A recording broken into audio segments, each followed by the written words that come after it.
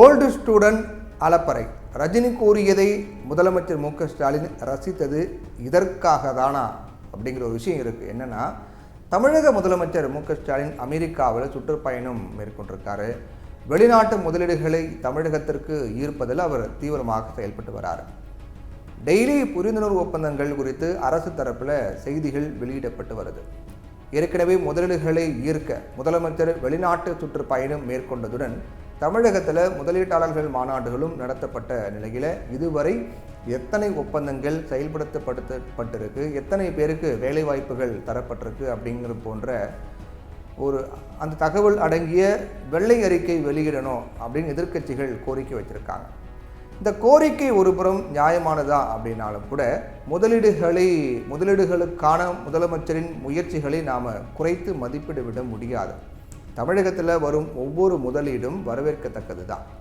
ஒரு சிறிய வாய்ப்பு கிடைத்தாலும் தொழில் வளர்ச்சிக்காக நாம் அதை பயன்படுத்திக்கணும். அதனால் முதலீடுகளை ஈர்ப்பதற்கான முயற்சி பாராட்டி ஊக்குவிக்கப்பட வேண்டிய முயற்சி தான். உலகமயமாக்கலில் நமது மாநிலம் போட்டி போடணும் அப்படின்னா இத்தகைய முயற்சிகள் ரொம்ப அவசியமான ஒன்றா இருக்குது. இது ஒரு பக்கம் இருக்க, இங்கே நடக்கக்கூடிய சில அரசியல் நிகழ்வுகள் பலரையும் கூர்ந்து கவனிக்க வச்சிருக்கு. திமுக எம்பி ஜெகத் ரட்சகனுடைய ரூபாய் 89.18 கோடி மதிப்பிலான சொத்துக்களை பறிமுதல் செய்திருக்கிறது அமலாக்கத்துறை. சட்டவிரோத பண பரிவர்த்தனை வழக்கில் 908 கோடி அபராதமும் விதித்து உத்தரவிட்டிருக்கு. சிங்கப்பூர், இலங்கை உள்ளிட்ட நாடுகளில் சட்டவிரோத பணப்பரிமாற்றம் செய்ததாக திமுக எம்பி ஜெகத் ரட்சகன் மீது அமலாக்கத்துறை வழக்கு பதிவு பண்ணியிருக்கு. இதை கணக்கில் வைத்து 89.18 கோடி ரூபாய் மதிப்பிலான சொத்துக்கள் பறிமுதல் செய்யப்பட்டிருக்கு. அப்புறம் 908 கோடி அபராதம் விதித்து அமலாக்கத்துறையால் நடவடிக்கை எடுக்கப்பட்டிருக்கு.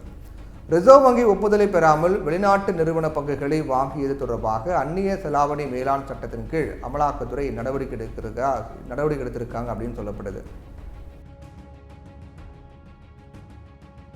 முதலமைச்சர் வெளிநாடு சென்றிருக்கக்கூடிய நிலையில் எடுக்கப்பட்ட இந்த நடவடிக்கைகளுக்கு பின்னால் சில அரசியல் மற்றும் பண பரிவர்த்தனைக்கான காரணமாக இருக்கக்கூடும் அப்படின்னு நிறைய விதமான விவாதங்கள்லாம் எழுப்பப்பட்டிருக்கு, சந்தேகப்படப்படுது. இந்நிலையில் மூத்த அமைச்சர் துரைமுருகன் திடீர்னு சிங்கப்பூர் கிளம்பியிருக்காரு. வழக்கமான உடல் பரிசோதனைக்காக அவர் சென்றிருப்பதாக சொல்லப்பட்டிருக்குது. ஆனால் ஜெகத் ரட்சகனை போல சில பிரச்சனைகள் வந்துவிடக்கூடாது அப்படிங்கிறதுக்காக தொழில் பிரச்சனை காரணமாகவே சிங்கப்பூர் சென்றிருப்பதாகவும் ஊடகங்கள் சில யூகங்கள்லாம் உறுதிப்படுத்தப்படாத சில தகவல்கள்லாம் கிளப்பிடப்பட்டிருக்கு. அதே நேரத்தில் முதலமைச்சர் ஊரில் இல்லாத சமயத்தில் அவருக்கு அடுத்த இடத்தில் இருக்கக்கூடிய மூத்த அமைச்சர் துரைமுருகனும் வெளிநாடு கிளம்பியிருப்பது சர்ச்சையை ஏற்படுத்தியிருக்கு. முதலமைச்சர் ஸ்டாலின் வெளிநாடு செல்லும் முன் பொறுப்பு முதலமைச்சராக துரைமுருகனையும் துணை முதலமைச்சராக உதயநிதியும் நியமிக்கப்படலாம் அப்படின்னு எதிர்பார்க்கப்பட்டது.